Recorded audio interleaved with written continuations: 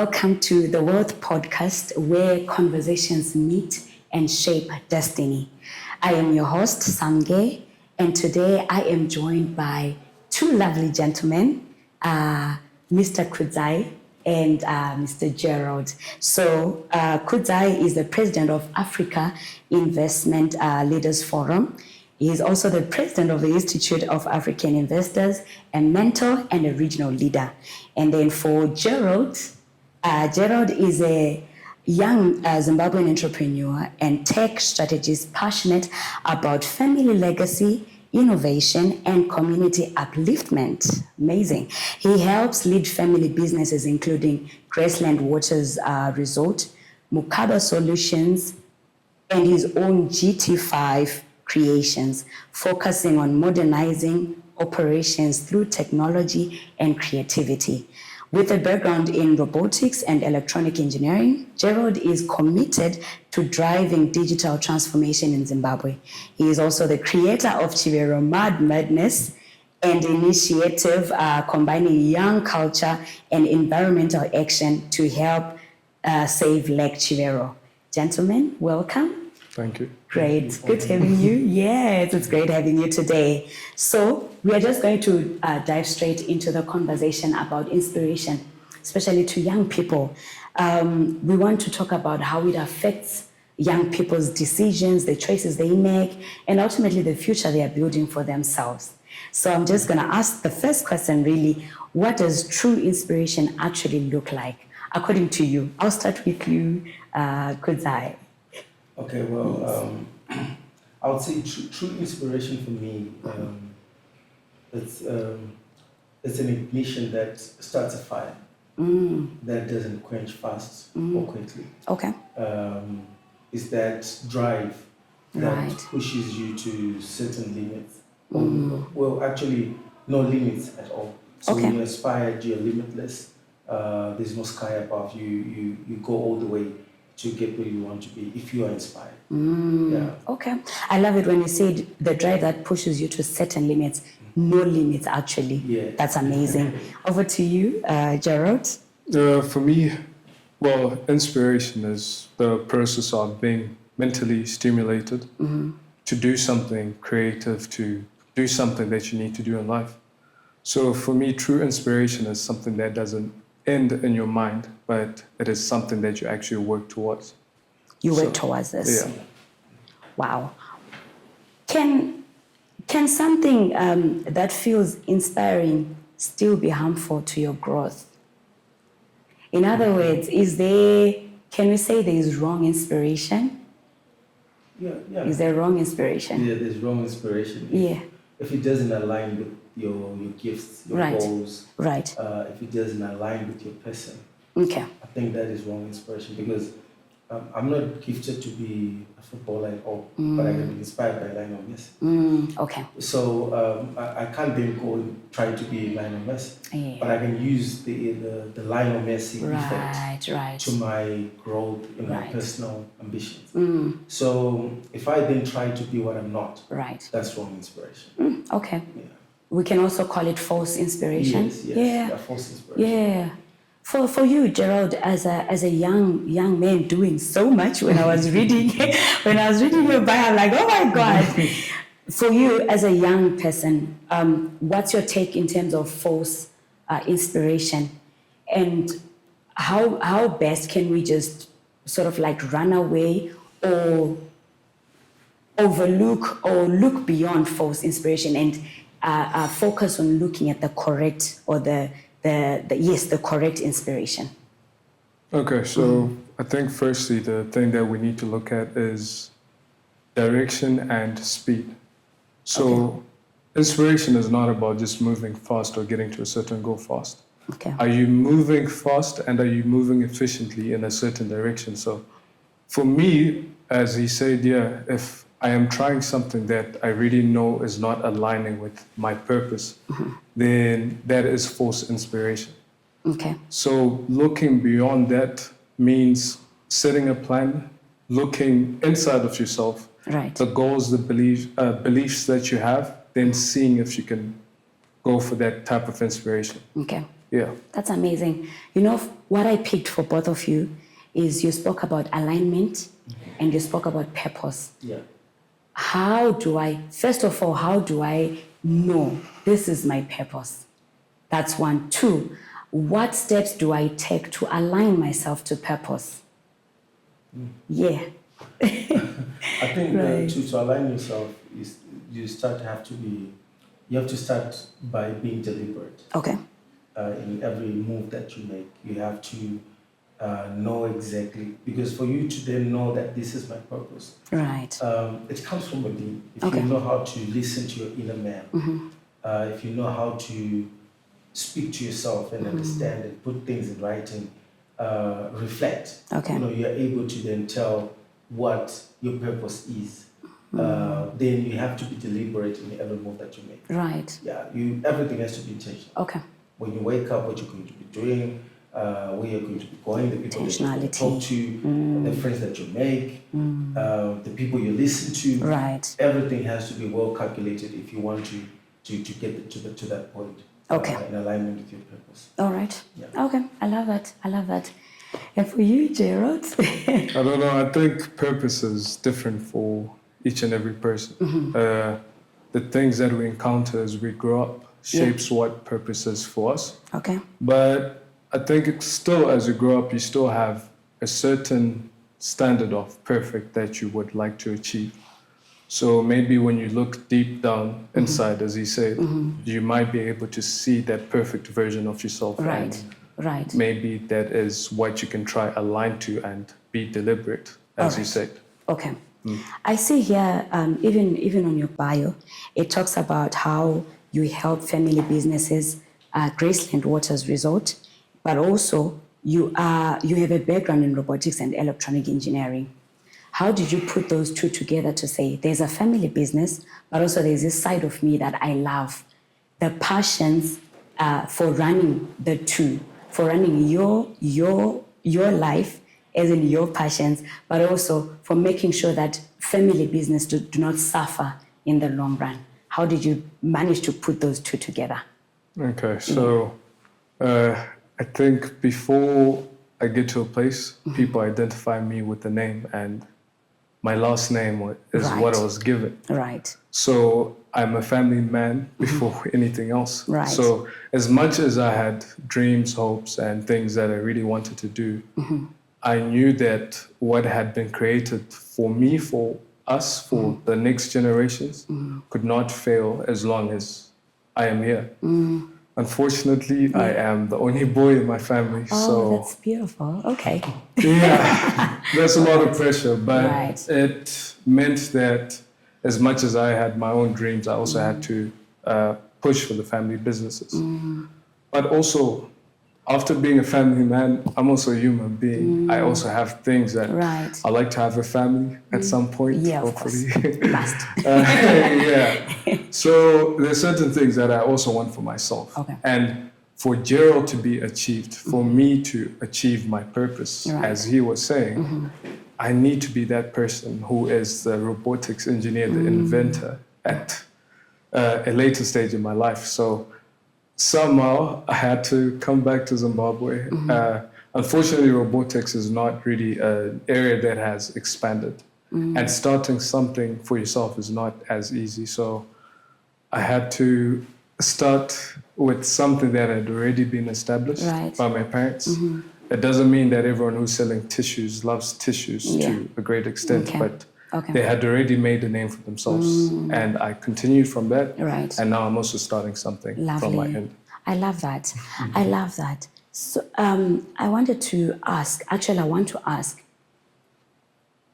information right now is at the click of things, very close.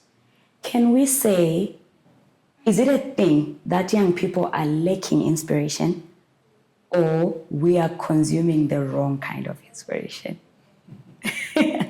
Can we say there's no inspiration totally? Or we are saying there's a lot of inspiration, but probably like the wrong one. Remember, we spoke also about the false inspiration. Where are we as young people? What are we doing? Okay. Yeah.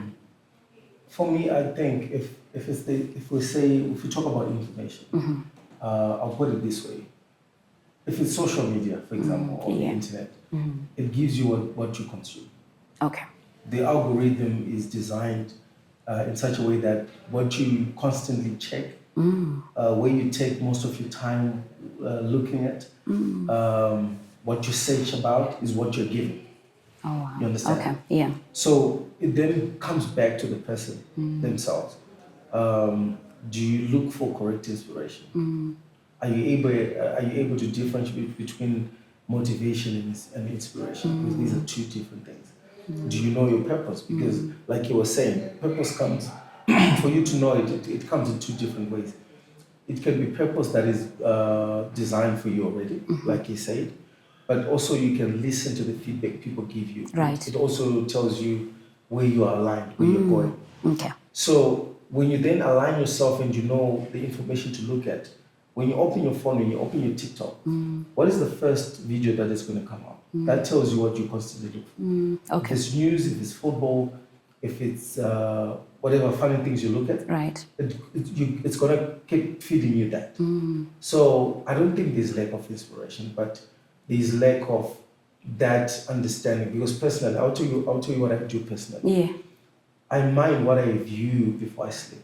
Right. And I mind what I view the first thing when I wake up. That's beautiful. Okay. Because that's going to determine even the dreams that are going to come to me. How my spirit is going to survive when I'm sleeping, and when I wake up, the first thing that I listen to, it has to be. So what I search for and what I look for is what the algorithm keeps feeding me. So I can't say I have wrong information. Right. To me. Okay. I have the correct information because I look for it. Okay. Yeah. Amazing. I love that.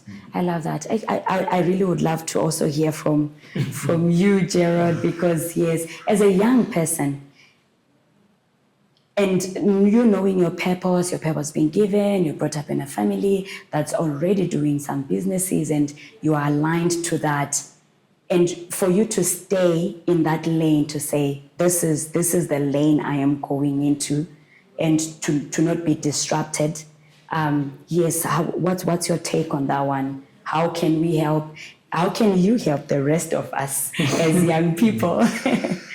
Yeah. So I also struggled with what I consumed. I think from the last time I spoke to you, Yeah. I told you that I'd been off social media. Yes, I remember. Yes, I realized that some of the things that I was consuming was not good for me. Right. Because I think people at the end of the day, they want to make money off the content that they produce. And usually it has some dopamine spikes in your brain. So Right. Initially, I had to take a break, stop watching anything from social media or anything that I felt was harmful for my soul. First, I had to take a break from social media and just work on myself.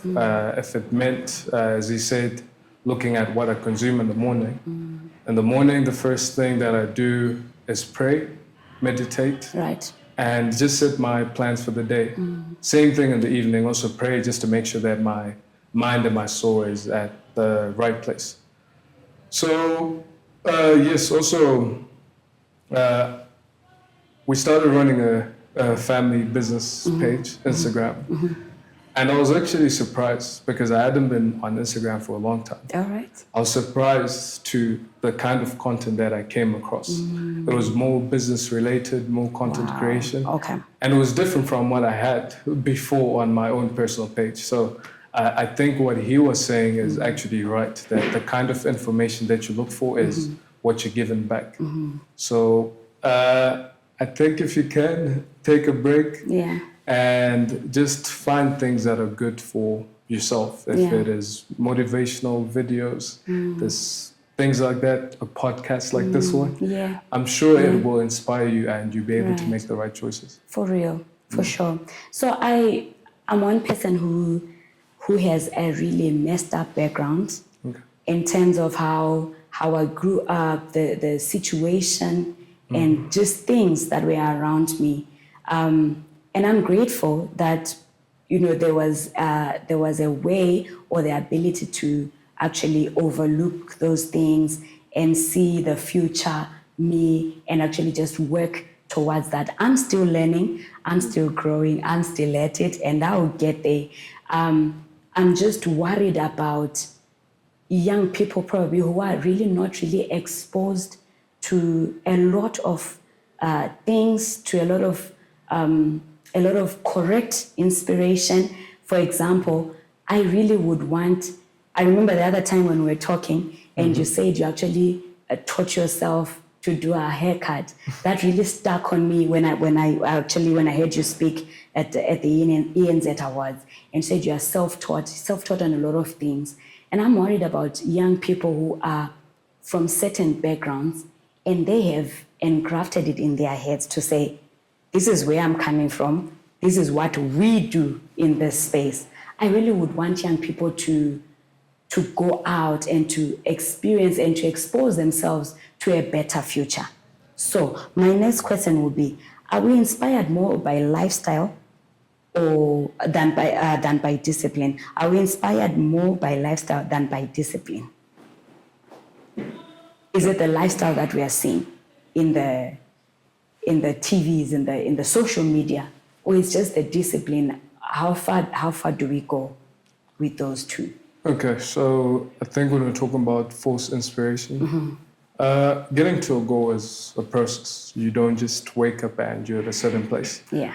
And I think I love a quote that says, you will walk further if you're in love with the journey than the end result. Yeah. So I think when we're talking about lifestyle, we're now looking at the end result. The discipline is the daily steps you take to get to that result. So I think as youth, as young people, the mistake we end up making then is we are in love with the lifestyle, which is the result. Then we end up getting frustrated when things do not happen in the time that we want them to happen because we think it's a fast process. So I think we should be more pushed by the discipline, because discipline is waking up when you don't feel like doing something, when you don't feel like doing it. So yes, if you take those daily steps up until you get to a certain goal, then I think that is a better form of action as to being inspired by lifestyle. Lovely, lovely.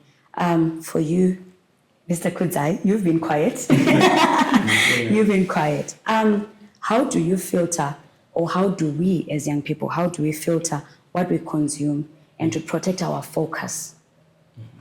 We want to protect our focus. And you said social media is giving us what we consume. And you get on TikTok. Sometimes, I think for me, I have seen some things that I really didn't subscribe to. I've never saved all that and it just pops up, but because I really value my time, and probably I have a reason why I actually said, let me go on TikTok. So I'm really watchful. I'm like, this is not why I came. So I quickly scroll. But the stuff, most of it is really enticing. It's really like, oh, what happened? And then you get on TikTok and then there's a hot nyaya. And you were not even aware of it and you now want to listen. Exactly. But the moment you just stay longer on that one, it's over for you because the whole day you're being fed on that hot topic. But how would you say you're able to filter that quickly and just stay focused on especially in terms of social media, giving you information and giving you inspiration?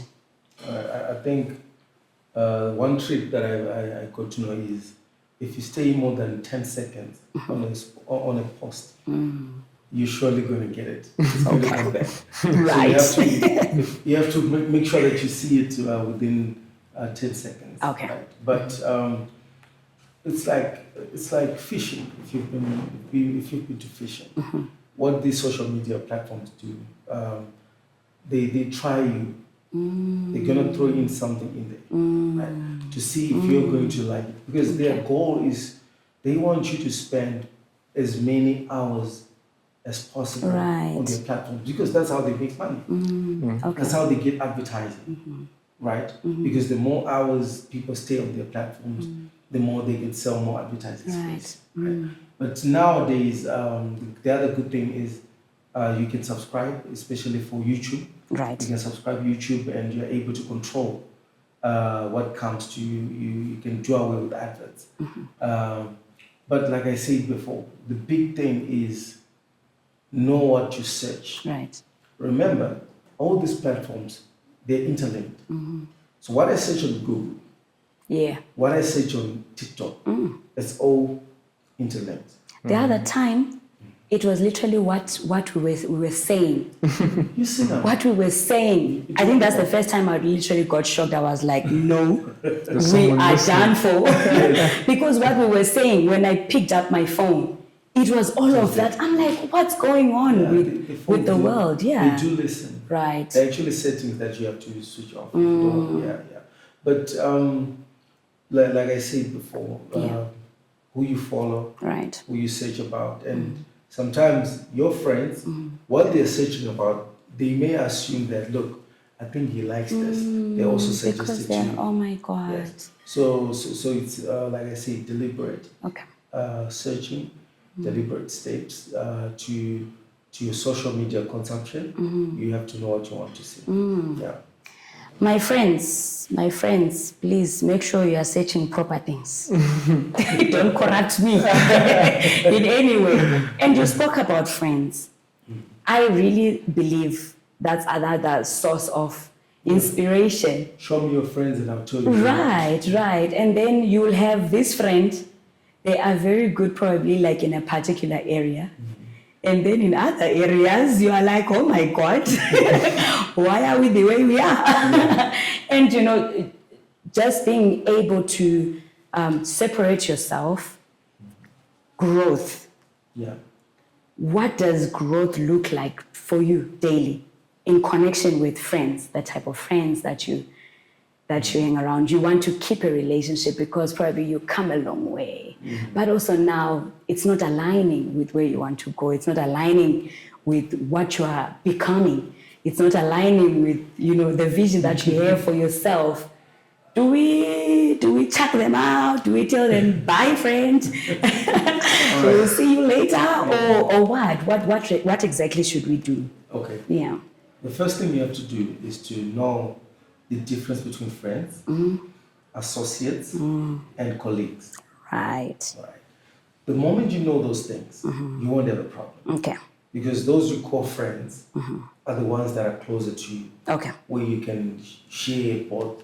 You can be in family setup, you can be in friend setup, but your colleagues are those that you work with, and your associates are those that they are not your friends, but you associate with them for certain benefits. Right. Okay. Right? Maybe, in other words, we call them connections.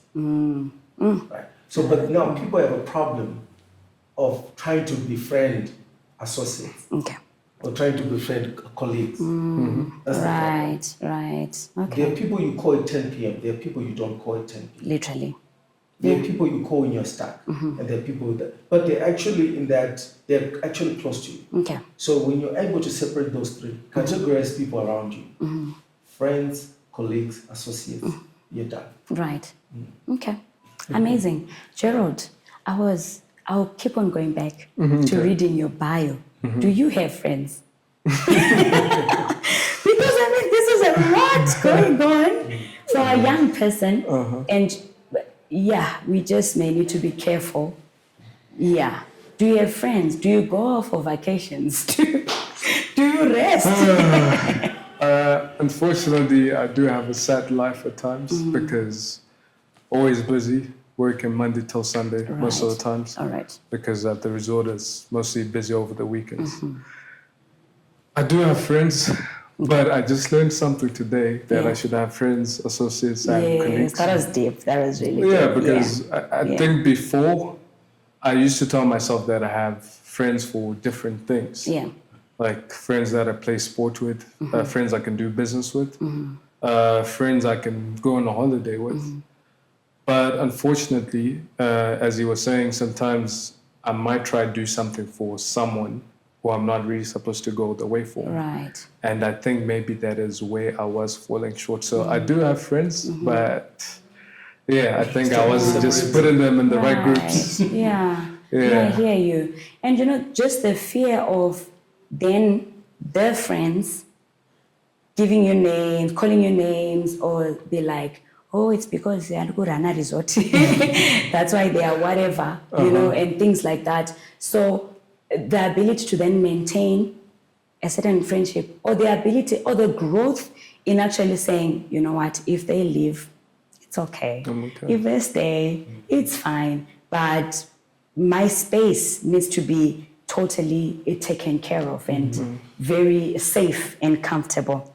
I want to actually just take this a little bit deeper and just slightly challenging. What is one lie young people must stop believing today? The young people, us, the young people today. What is one lie that we really need to just stop believing? Yeah. Yeah, I mean, anyone can just, Yeah, I think, I think right now people think things are easy. Wow. People think Soft life. there's no shortcut to being a millionaire. Okay. Yeah. Yes. There's no shortcut to having money. You have to go through the process because money is money and it goes where it's respected. Right. So the moment, okay, miracles are there. I believe in miracles, but I don't believe in waiting for them. All right. Right? You have to take action. Right? So I think the biggest lies are things you can just wake up and you have all these cars. That's why we're having a lot of, on our social media, a lot of, I don't know how you put it, but overpraise of rich people. Right. Because you think maybe tomorrow Yes. you wake up with the GT6 or you wake up with, Right. with a house. It's not going to be like that. You have to work. You have to I love go this. through the process. You have to go through the blast furnace Right. for you to get to it. Because success that comes from a process, you can account for it. You can audit it. You can, Definitely. yes, you can. You are able to tell you're able to talk about your journey. Right. Right? That's why I don't really like motivational speakers because they give you temporary butterflies. Feel good. Yes, Feel and good you think moments. tomorrow it's Yeah. going to be no.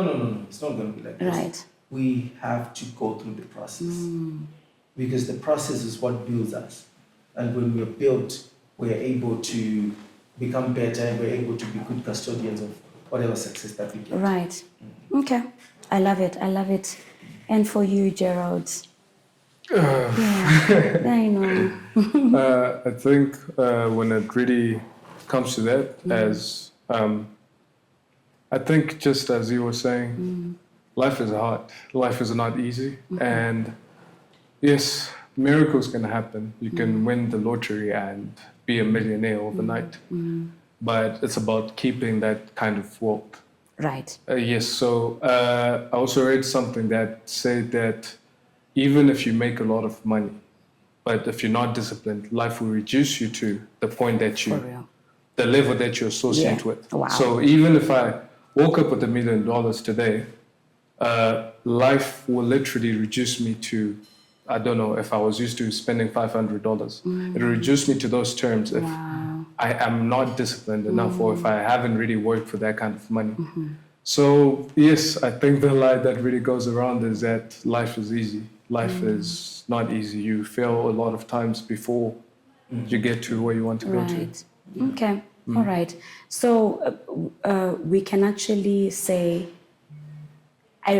what I'm getting right now, I actually don't think social media is really a problem, because if you're using it correctly, you get correct stuff, you get real things. But I really think social media is exposing who you really are. Definitely. I really think social media exposes who you really are. Anyways, the day I knew success was the day I discovered my purpose, for me personally. Okay. Wow. The day I discovered. So for me, success is really, he was talking about success just a few minutes ago. For me, success is really not the money or the wealth. it's very, I want money. I want more money, but it's really not